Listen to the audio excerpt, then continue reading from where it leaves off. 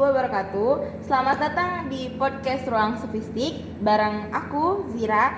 Dan kali ini kita bakal ngebahas tadi kasus yang relate banget di zaman sekarang, khususnya soal karir, idealisme dan ketenangan batin. Tapi tenang, di sini aku nggak sendirian. Aku bareng sama dua sahabat aku, ada Kalista dan Agni. Halo guys. Hai teman-teman. Wah, pas pertama kali aku baca tadi kasusnya tentang Farhan yang dia tuh arsitek muda gitu kan, aku langsung mikir ini mah fenomena zaman sekarang yang quarter life crisis gak sih yang kita alami sekarang? Ya betul apa yang dibilang sama Kalista ya.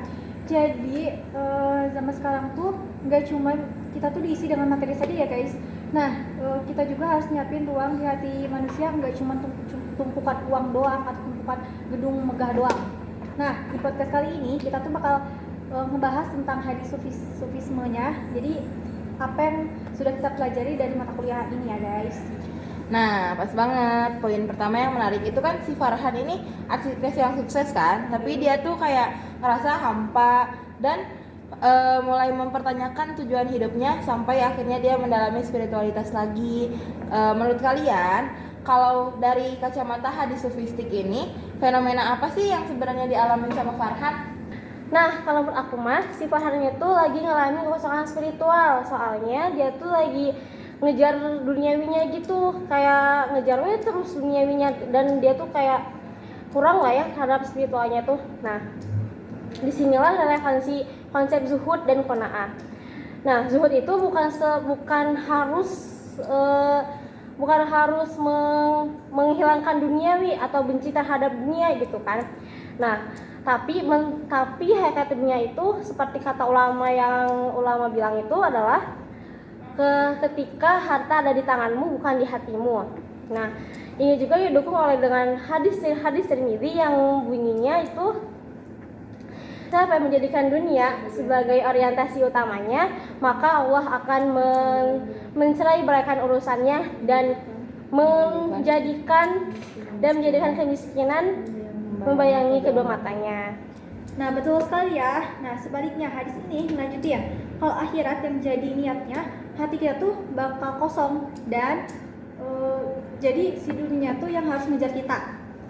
Dalam keadaan tunduk, Farhan ini awalnya merasa hampa karena pencapaian materinya yang nggak ngasih dia tumanina, nggak ngasih dia ketenangan. Nah di sini tuh ketenangan kan nggak bisa didapat dari tumanina doang ya guys. Ini tuh bisa diambil dari zikrillah.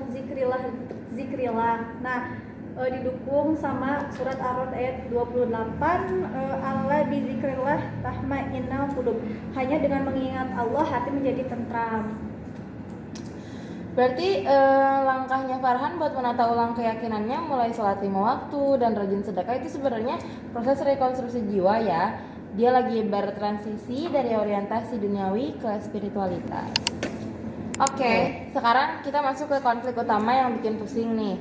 Nah, Farhan ini punya perusahaan. Nah, perusahaan tempat Farhan kerja itu minta dia ngerancang bangunan yang fungsinya secara etika, agama itu meragukan, syubhat, atau bahkan cenderung mengarah ke hal yang dilarang. Farhan kan langsung nyari dasarnya dari hukum Al-Quran, hadis, dan kesepakatan ulama. Nah, sebenarnya tindakan Farhan ini tuh gimana sih menurut kalian? Ya, menurut saya langkah Farhan ini udah keren banget ya dan mencerminkan sikap waro.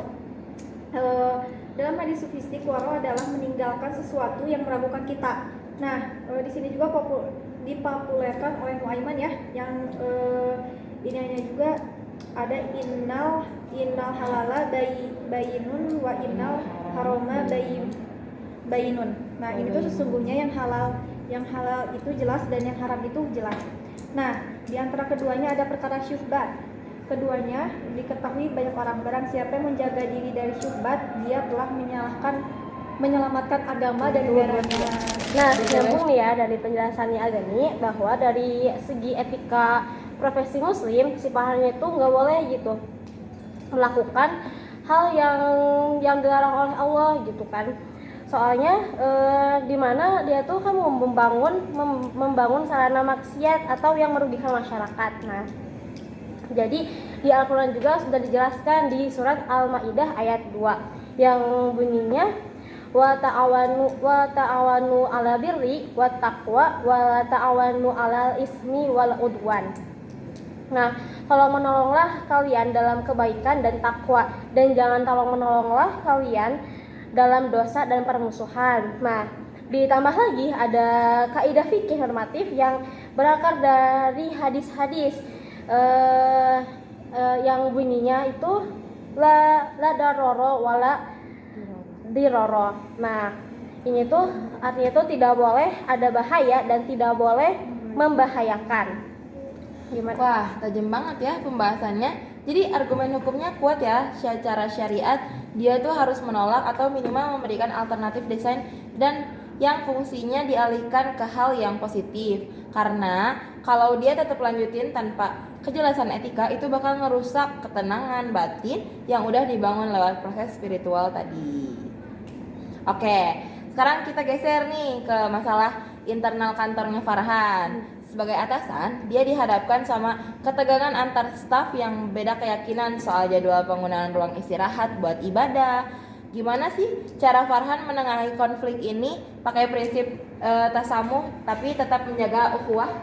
Nah, ini tuh sebenarnya di seni kepemimpinan Islam yang sesungguhnya.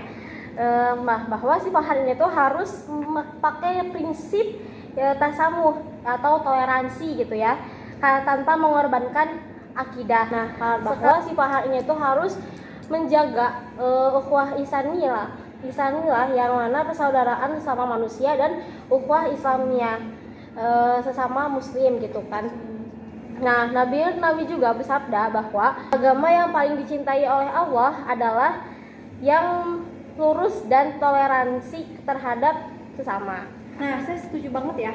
Solusi logikanya Farhan sebagai manajer atau atasan yang bisa bikin manage waktu dia tuh ya, dan ruang yang adil. Misalnya kalau ruangannya terbatas nih, dibuat jadwal tertulis fix dan disepakati bareng-bareng berdasarkan waktu ibadah masing-masing sesuai agamanya ya.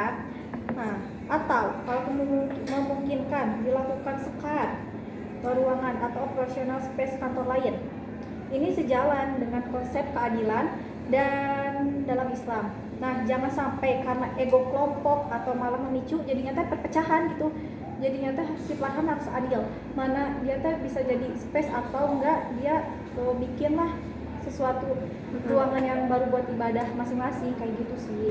Betul, dan buat sesama muslim Farhan ini tuh harus merangkul dengan santun gitu biar gimana sih kita harus toleransi terhadap yang non muslim itu.